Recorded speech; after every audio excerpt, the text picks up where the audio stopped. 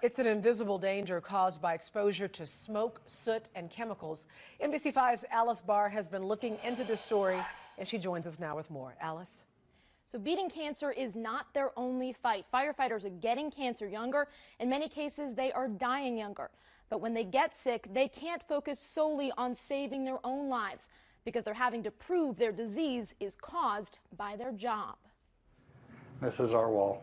It's what makes a house a home. Pictures of us, pictures of my daughters. Family. They're perfect kids. The ones you want to keep safe. And this is why we do what we do. Patrick Lindsay protects the homes and families of strangers.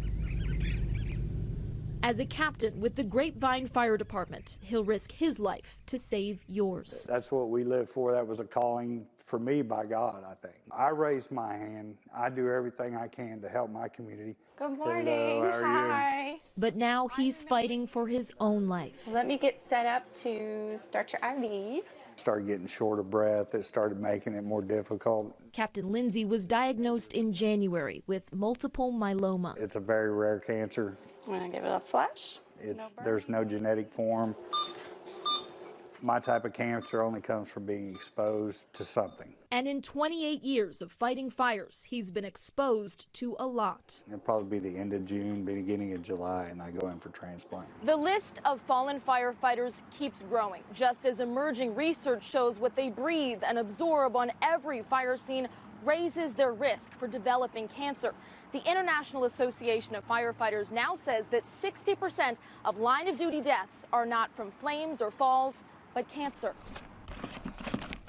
I've never been afraid of a fight. But Captain Lindsay never expected he'd have to fight for the benefits he thought he'd earned. I filed with workers' comp and I was denied. And, you know, it basically felt like they were calling me a liar. He's now appealing. You have to keep as much information as you can. With a secret weapon. One fire in his corner can cause your cancer. Fort Worth Fire Captain Robert Webb. Don't get caught up in 30 days because the state doesn't work that way.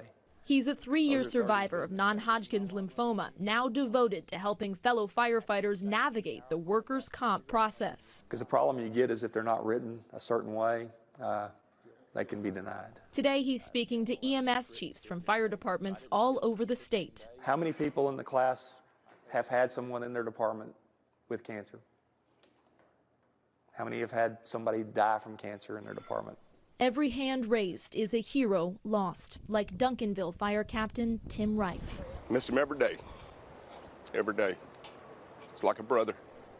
Captain Rife died at 48, otherwise the picture of health. We knew it was connected to fighting fire. We knew that, but you couldn't get anybody to listen to you. Captain Webb is listening, and he's heard the story too many times. Regardless of the information that's supplied, you're going to be denied. It's not supposed to work like that. Under Texas law, when a firefighter gets cancer, it's presumed to be caused by on-the-job exposure, unless proven otherwise. I just thought that something happens to me, somebody's going to have my back. When that didn't happen, Captain Webb got mad. They lit the fire under me because it wasn't just me.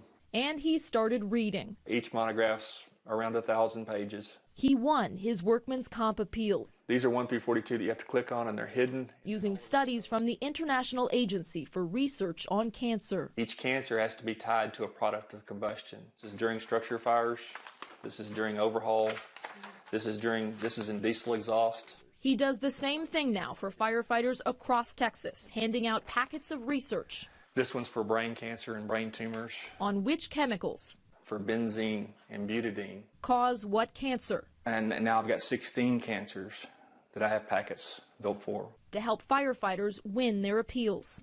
It's a mission to me. So why are cases still being denied? Remember Captain Lindsay? We asked his workers' comp insurer, the Texas Municipal League, who told us they, insurance carriers, and other self-insured cities believe that the IARC, International Agency for Research on Cancer, has determined that 3 types of cancers may be related to firefighting, and that these are the only 3 types of cancer currently entitled to the presumption. It's right there. Captain Webb showed us the study that came from. Some cities have taken this sentence literally because this study said that. But he argues it's just one line in a mountain of research. I believe The information that I've given people is ironclad. I think it's very good information. The TML won't talk on camera while a legal challenge is pending in court, but added that they, quote, must make decisions based on the law rather than simply our concern for those who protect our citizens. No, I'm not giving up. Not good enough for this protector. I want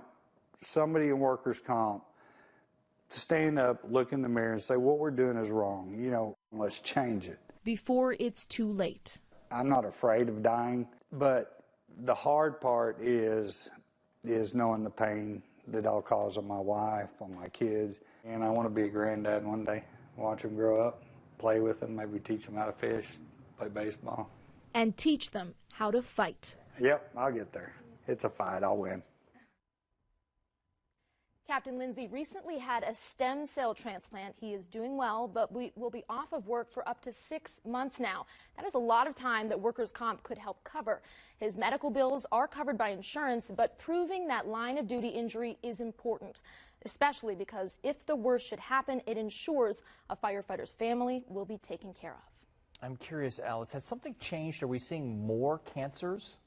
So I think a lot of it is awareness, especially over the past 10 years, especially since 9/11. But it's also issues with like building materials. So for instance, you used to just pretty much have, wood and wool in your homes. Now everything's kind of made of plastic. So when fires burn, they're burning a lot hotter, a lot faster, and it's a lot more dangerous for firefighters. And what about reducing the risk? Is there anything that can be done there? Yep, a lot of work in that department as well. A lot of area fire departments are doing things like just making sure that their firefighters have air packs on the entire time they're doing demo and cleanup. They're trying to get two sets of gear to make sure everybody can stay clean as long as possible. Right. Just a lot of work going on, but this is developing right now. Important story.